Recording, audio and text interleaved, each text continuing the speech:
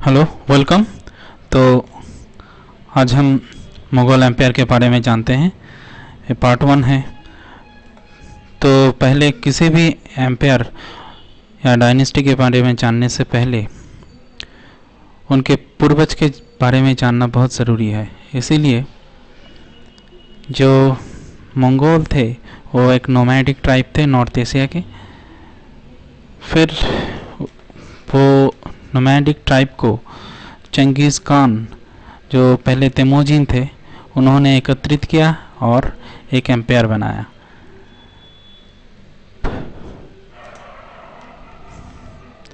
फिर आप देख सकते हैं कि चंगेज़ खान जो है उन्होंने इस्टेब्लिश किया एक एम्पायर, और तकरीबन ऑल अबाउट 1 मिलियन पीपल उनके अंडर में आ गए। उन्होंने बहुत सारे वेलफेयर की कोशिश किया, वेलफेयर करने की। उसमें था ट्राइबल वेलफेयर। उन्होंने एक एरिस्टोक्रेट टाइटल दिया। तेमोजिन थे पहले, अब चंगेज़ खान बन गए, और उन्होंने रोक लगा दिया वुमेन किडनैपिंग पे और सेलिंग पे। और एक बहुत इम्पोर्टेंट फैक्टर जो है वो है civil service appointed were based on merit. यहाँ से आप देख सकते हैं कि चंगेज़ खान का जो एडमिनिस्ट्रेटिव सिस्टम था वो सिस्टम बाद में अकबर के टाइम पे भी पाया जाता है। और लिटरेसी और record keeping system Mongolian script में वो चंगेज़ खान के समय शुरू हो गया था। और फिर council of leaders religious freedom, ये भी चंगेज़ खान के टाइम पे था। और फिर आप एक बात बताना बहुत ज़रूरी है, मंगोल पीपल का जो बैटल टैक्टिक्स था, क्यों चंगेज़ खान से लोग डरते थे। और ये भी कहा जाता है कि चंगेज़ खान जो है जहाँ से गुज़रते थे वो वहाँ काल छाया जाता था। तो वो उनका बहुत अच्छा कुछ टैक्टिक्स है, वो है स्पाई नेटवर्किंग और कोऑर्डिनेटिंग नेटेड अटैक जो है। वो कोऑर्डिनेटेड अटैक क्या है? कोऑर्डिनेटेड अटैक ये है कि वो शत्रु को जो है घेर लेते थे, एनिमी को घेर लेते थे। एक सिस्टम है। और दूसरा अटैक है वेब सिस्टम।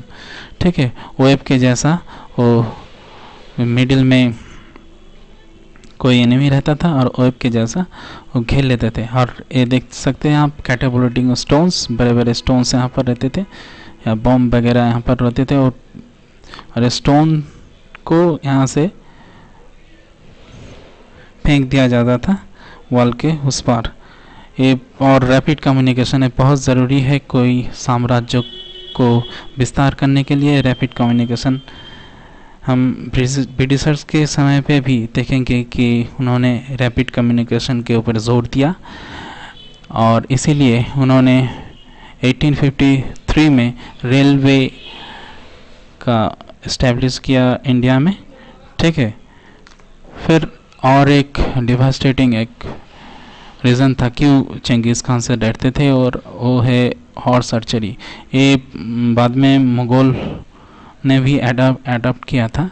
और ये जो चाइना का पार्ट है, मिडिल ईस्ट एशिया का पार्ट है, रशिया का कुछ पार्ट है, वो सारा का सारा चंगेज़ खान ने अपने कंट्रोल में ले लिया था। फिर चंगेज़ खान जो थे वो जलालुद्दीन मंगबरनी, एक ख्वारिज़म डायनेस्टी के राजा थे, खिबा रीजन में शासन करते थे। और ये आपको जानना बहुत ज़रूरी है एग्जामिनेशन के पॉइंट ऑफ व्यू से। Last ruler of Khwarazm empire, Jalaluddin Mangburni का पीछा करते हुए ये चंगेज़ खान जो थे वो भारत के प्रांत तक आ गए थे, पंजाब के प्रांत तक आ गए थे। यहाँ पर आप देख सकते हैं कि यहाँ पर आप नेचुरली क्वेश्चन आता कि खिबा रीजन कहाँ पर है। वो आज का जो उज्बेकिस्तान है वहाँ पर खिबा रीजन है। यहाँ पर देख सकते हैं सारा का सारा पार्ट जो है खिबा रीजन है। ठीक है, यहाँ तक आ गया था चंगेज़ खान, ये पॉइंट तक आ गया था, पंजाब के इस पॉइंट तक। फिर एक बहुत ही इम्पोर्टेंट पॉइंट जो आपको याद रखना है वह है Mongol इन्वेशन during the rain of Iltutmish. तो वो इल्तुतमिश जो थे वो 1210 से लेके 1236 तक उन्होंने शासन किया, उनका राजकाल नहीं था 1221 एडी। तो इस टाइम पीरियड में चंगेज़ खान ने भारत के प्रांत तक आक्रमण किया था। यहाँ पर जो शासनकाल का, तो इसके लिए बहुत नए थे, इस शासनकाल बहुत नया था। उन्होंने सोचा कि अगर मैं जलालुद्दीन मंगबरनी को भारत में जगह नहीं दूं, इंडिया में जगह नहीं दूं, तो चंगेज़ खान चला जाएगा, चंगेज़ खान वार नहीं करेगा। तो इसीलिए उन्होंने एक राजनीतिक चाल चला, बहुत अच्छा काम किया उन्होंने बोला कि देखो यहाँ पर मत आओ, यहाँ पर जो वेदर है वो ठीक नहीं है। इसीलिए ऐसे उन्होंने जलालुद्दीन मंगबरनी को इंडिया से वापस भगा दिया। ठीक है,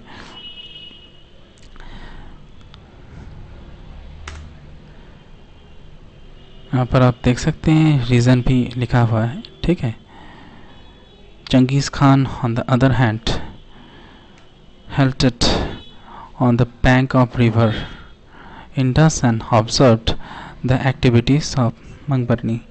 और वहाँ से चंगेज़ खान जो थे वो जलालुद्दीन मंगबरनी का एक्टिविटी देख रहे थे, और वहाँ से उन्होंने एक मैसेज भी भेजा था इल्तुतमिश को कि मंगबरनी को शेल्टर मत दो, अगर मंगबरनी को आप शेल्टर दोगे तो आपको मेरे साथ युद्ध करना पड़ेगा।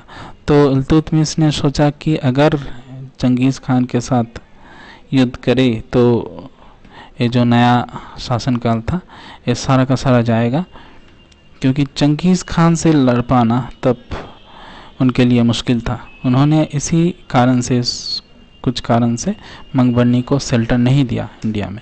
फिर आप यहाँ पर देख सकते हैं कि जो चंगेज़ खान था उसका जो सेकंड सन था उसका नाम था चगताई खान। और एक क्यों बोल रहा हूँ मैं, यहाँ पर आप देख सकते हैं चगताई खान जो है वो चगताई खान सेंट्रल एशिया में शासन करता था, और उन टाइम तैमूर लंग जो ग्रेट ग्रैंडफादर ऑफ बाबर है। यहाँ पर देखिए मैं क्यों बोल रहा था, यहाँ पर हम मुग़ल साम्राज्य में आ रहे हैं, जिन्होंने नींव रखी मुग़ल डायनेस्टी का इंडिया में। तो यहाँ पर देख सकते हैं in 1398 Timur invented northern India attacking the Delhi सुल्तानियत ruled by Sultan Nasiruddin Mahmud Shah Tughlaq of the Tughlaq dynasty. ये बहुत इंपॉर्टेंट एक इंफॉर्मेशन आपको याद रखना है कि नसीरुद्दीन महमूद शाह तुगलक डायनेस्टी के समय और 1398 इस टाइम पे तैमूर का इन्वेंशन हुआ था नॉर्दर्न इंडिया में। ठीक है, he carried away within him a large booty from Delhi and surrounding area. ठीक है, soon after the invention of the Tughlaq dynasty came to an end। ये बहुत इंपॉर्टेंट पॉइंट है। अब मैं मुग़ल डायनेस्टी में घुस रहा हूँ। यहाँ पर आप देख सकते हैं कि जहीरुद्दीन मोहम्मद बाबर जो थे, जिन्होंने यहाँ पर मुग़ल डायनेस्टी का नींव रखा, तो जो मदर के साइड से चंगेज़ खान उनके मदर के साइड से थे, वो यहाँ पर बाबर जो थे वो 4th जनरेशन था, और तैमूर लंग के जो फादर के साइड से थे वो 5th जनरेशन था बाबर। ठीक है, ये आपको याद रखना है, बहुत ही इम्पोर्टेंट पॉइंट है। अब ये थोड़ा सा फैमिली ट्री है, ये थोड़ा सा एक बार आंख मार लीजिए, देख लीजिए, बहुत ही इम्पोर्टेंट फैमिली ट्री है। बाबर कहाँ से आए? तैमूर डायनेस्टी का बाबर, फिर हुमायूं, अकबर द ग्रेट, जहांगीर, फिर यहाँ से देखते हैं शाहजहां, औरंगजेब। ठीक है, और फिर ये थोड़ा सा डिटेल में हम देखते हैं कि बाबर की फैमिली ट्री को। ठीक है, यहाँ पर आप देख सकते हैं कि मैटरनल ब्रांच जो था चंगेज़ खान। ठीक है, यहाँ पर आपको ध्यान देना है, कुतुब निगर खानम जो बाबर के मदर थे, बाबर के माँ थे, और उमर शेख मिर्ज़ा जो बाबर के पिता थे। फिर जो पैट्रिमोनियल जो ब्रांच था, यहाँ पर आपको थोड़ा सा गौर देना होगा कि the great grandfather Abu Sayyid Mirza Babur के ग्रैंडफादर थे, अबू सैयद मिर्ज़ा। ठीक है, थोड़ा सा यहाँ पर Timur dynasty, Abu Sayyid Mirza was the great grandson Timur. ठीक है, तो यहाँ पर आपको देना, थोड़ा सा ध्यान देना होगा, ही was the grandfather of Babar, Abu Sayyid Mirza. अब थोड़ा सा मुगल डायनेस्टी के बारे में पढ़ते हैं, बाबर के जीवन काल के बारे में थोड़ा सा पढ़ते हैं। यहाँ पर आप देख सकते हैं कि फरगना वैली जो था, उस वैली में शासन कर रहा था बाबर का पिता उमर शेख मिर्ज़ा सेकंड। और फरगना वैली कहाँ पर है? अब नेचुरली एक क्वेश्चन आ जाता है कि फरगना वैली कहाँ पर है। यहाँ पर देखते हैं ईस्टर्न उज्बेकिस्तान, यहाँ पर देख सकते हैं, यहाँ पर फरगना वैली है, ईस्ट की तरफ पॉइंट आउट कर दिया मैंने, ये फरगना वैली है। ठीक है, फिर मदर जो थे कुतुब निगर खानम, डॉटर ऑफ यूनिस खान, एक मंगोल नेता थे सेंट्रल एशिया का। ठीक है, फिर कुछ बातें कि 1494 8 जून जब बाबर के पिता जो थे उमर शेख मिर्ज़ा सेकंड, वो उनका देहांत हो गया, और ये समझा जाता है कि ये मर्डर है, क्योंकि जो यहाँ पर आप देख सकते हैं आक्सी फोर्ट जो था, उस फोर्ट को लेके कुछ विवाद चल रहा था। तो उस विवाद में ऐसा समझा जा रहा है कि आक्सी फोर्ट का जो कंस्ट्रक्शन हो बिगाड़ दिया गया था, और बाबर के पिता जो थे वो साइड में आ गए और देखने लगे बहुत सारे कबूतर आसमान में उड़ रहे हैं, और देख के वहाँ साइड में आए, और कंस्ट्रक्शन ठीक नहीं था, और गिर गए नीचे, और उनका स्पॉट डेड हो गया, मौत हो गया। और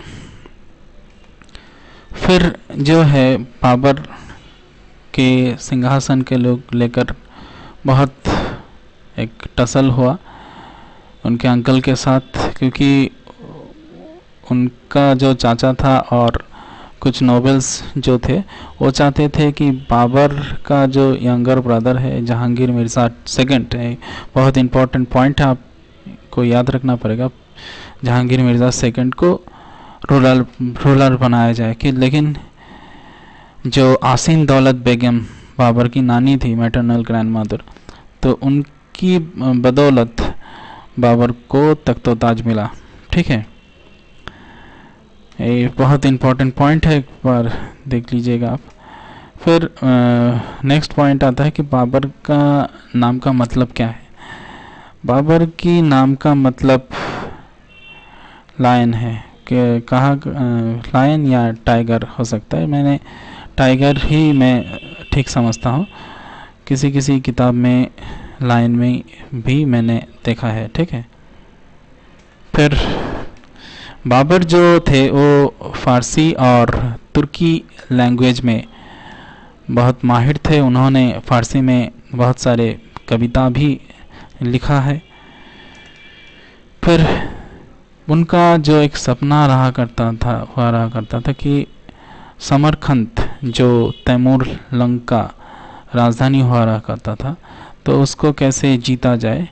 तो अब एक क्वेश्चन आता है कि समरकंद को उन्होंने क्यों एम किया। इसके लिए 2 पॉइंट याद रखना होगा, क्योंकि उस टाइम जो समरकंद एक तो एजुकेशनल हब था और बहुत सुंदर उसका पिक्चर्स था। इसलिए बाबर ने सोचा कि समरकंद को हासिल किया जाए। और एक बात था कि समरकंद तैमूर लंग का राजधानी भी होता था एक समय। सॉरी, और लोकेशन आप देख सकते हैं, लोकेशन उज्बेकिस्तान में है। ठीक है। फिर समरकंद के बारे में हम पढ़ेंगे। आज के लिए इतना ही। Thank you very much.